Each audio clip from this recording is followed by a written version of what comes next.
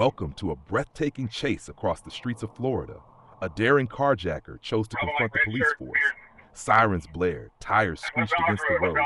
Every sharp turn and risky maneuver kept viewers on edge. Signal 4, and wrong lane of traffic. Piccadilly, wrong lane of travel, past Piccadilly, continue on. Alright, so continue northbound, passing the Metro Diner. Northbound is the new Butler Plaza. Northbound, right, Boulevard.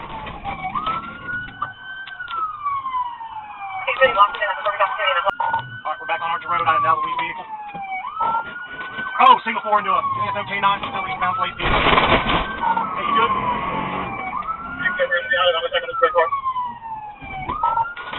Alright, we are at 35th Boulevard, still eastbound, on the side of the road, coming up to 34th Street. Hit that truck. Trying to get to it, speed 60 mile an hour. Wrong way, Archer Road track.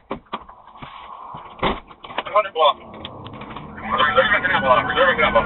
Back in the right lane of travel. Celebration point. Right behind you. Anyway, how are you? On your location, we are going through the Metro Diner Plaza.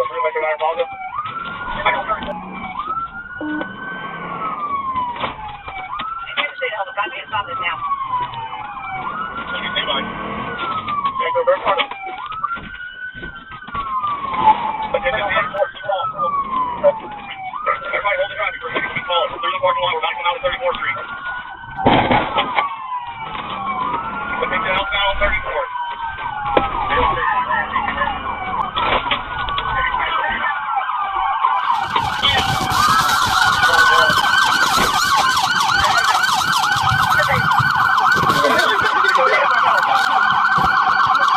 Knowing there was no way to escape, the criminal recklessly leapt out of the car, risking everything for one final chance at freedom.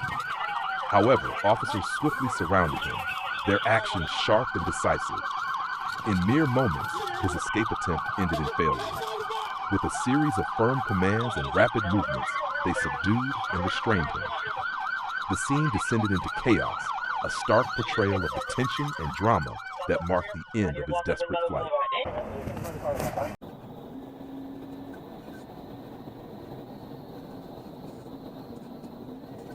On September 17, 2024, as the sun began to set over the bustling roads of Florida, a black car sped down Interstate I-4 at over 130 mph, weaving dangerously between lanes.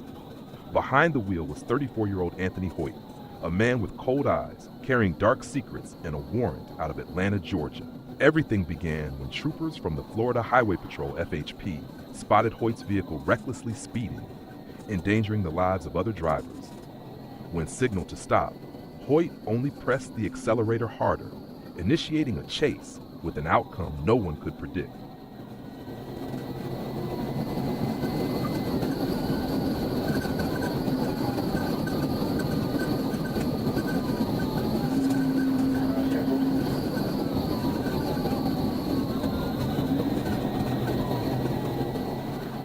The chase dragged on.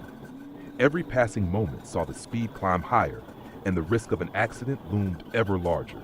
Other vehicles hurriedly swerved to avoid Hoyt as he sped past, leaving behind a trail of dust and frightened gazes.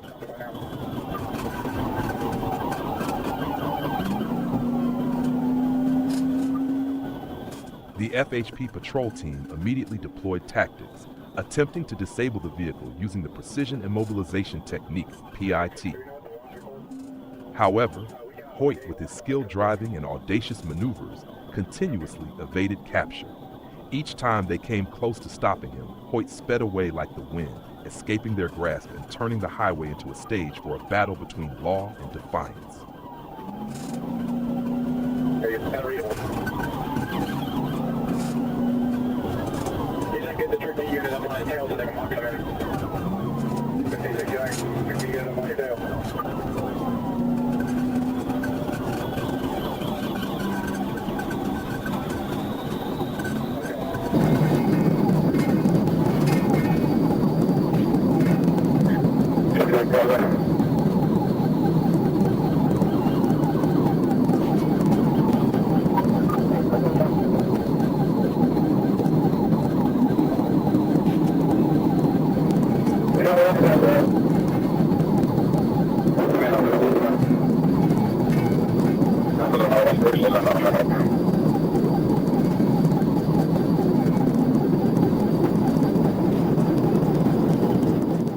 After more than 20 minutes of tension, the FHP decided not to let the danger persist any longer.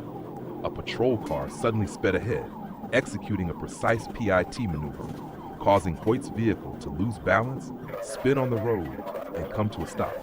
With no escape left, Hoyt was surrounded by a fleet of police vehicles.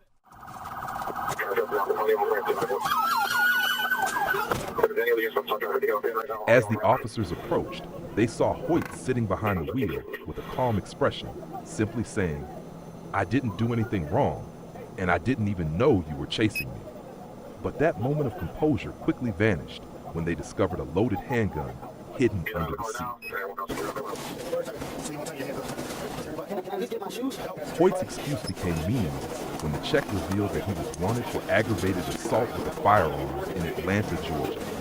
With a series of charges including reckless driving, fleeing at high speed, and resisting arrest, Hoyt not only had to face justice in Florida, but also had to face serious charges from Georgia.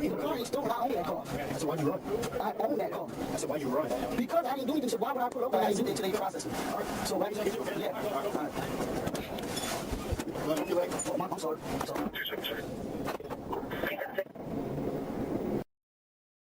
A quiet afternoon in the suburbs of Arkansas, Sergeant Bain, a seasoned veteran of the state police force, was on routine patrol along Interstate 40. The breeze was gentle, the sky clear, and everything seemed normal, until a Chrysler 300 sped past at a blistering pace. Sergeant Bain immediately noticed something unusual. With its speed far exceeding the legal limit, the car was not only endangering itself, but also posing a threat to other vehicles. Bain activated the lights on his patrol car and quickly pursued the Chrysler. The car seemed to have no intention of stopping. On the contrary, the driver recklessly accelerated, weaving through surrounding vehicles despite the risk of causing an accident. This behavior was no longer just a simple traffic violation. It had escalated into a dangerous getaway.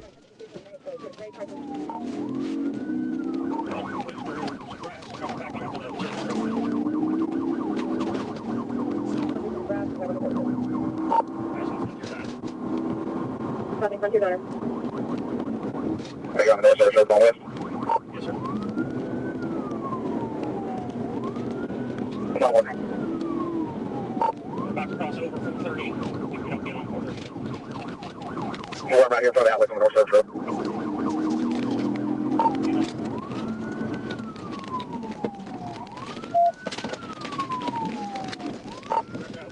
Back on the road. Go back west on Highway 5. Going west on Highway 5 at 4:30. Otter Creek Station. We did not do traffic. We're staying on Highway 5. Stay on Highway 5. Passing Crystal Valley. That's the baseline. That's the baseline.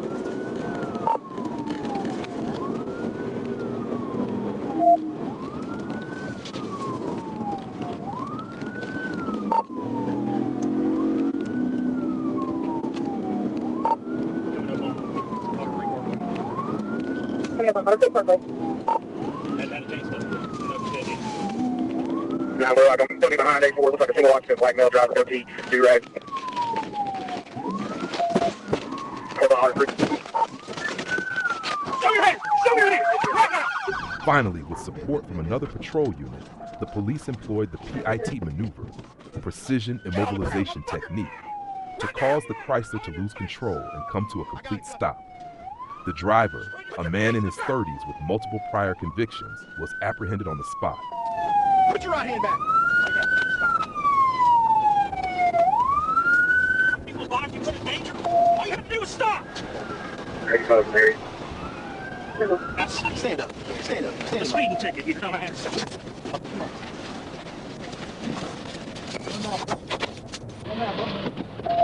Hey, you see him?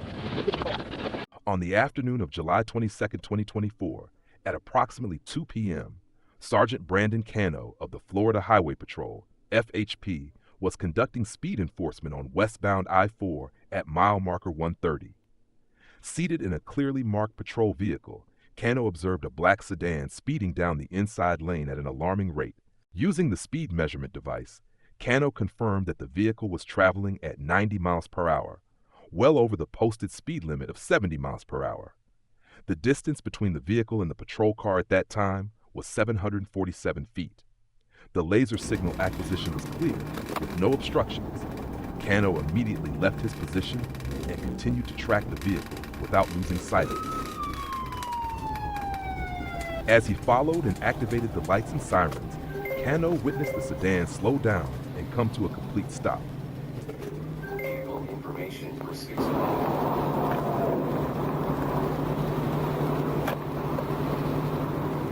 The woman, who was originally sitting in the passenger seat, had now moved to the driver's seat. The man, who was initially the driver, was now in the passenger seat. When Cano asked both of them to present identification, the man stated that he did not have any identification.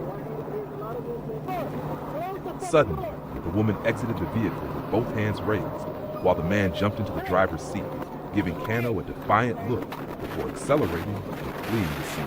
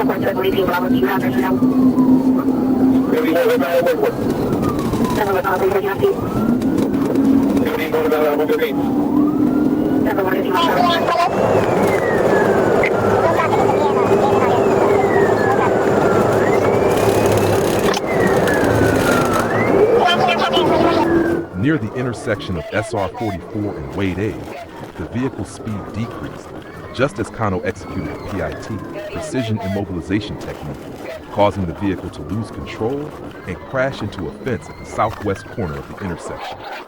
As soon as the vehicle stopped, the man jumped out and ran south on Wade A.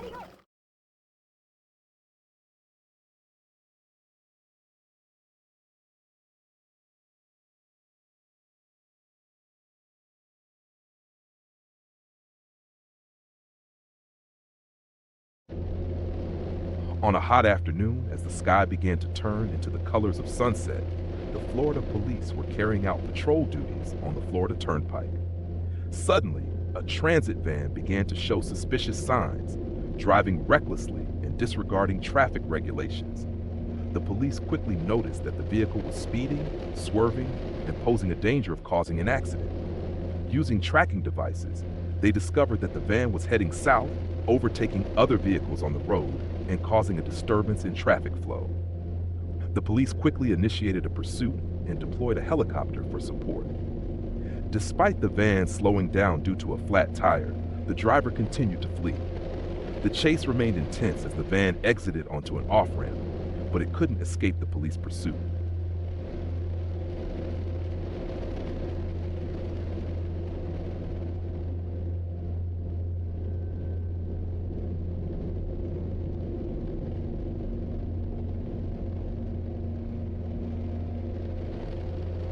Near the intersection of University Drive, a police car executed a peak maneuver, causing the van to lose control and crash into the guardrail.